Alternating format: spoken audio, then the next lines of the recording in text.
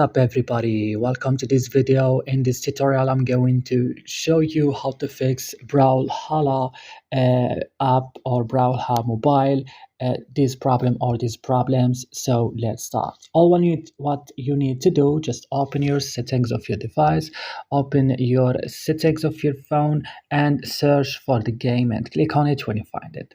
Here you will see this list, open storage. Just click clear cache only. Be careful, don't click clear data and back. Click right now for stop and click here OK. Right now open your battery and you have to make it on optimized mode. Right now guys, you have to turn on your airplane mode and turn off it. After this, go to Play Store or App Store, search for Brawlhalla mobile. If you found here the update, you need to update it.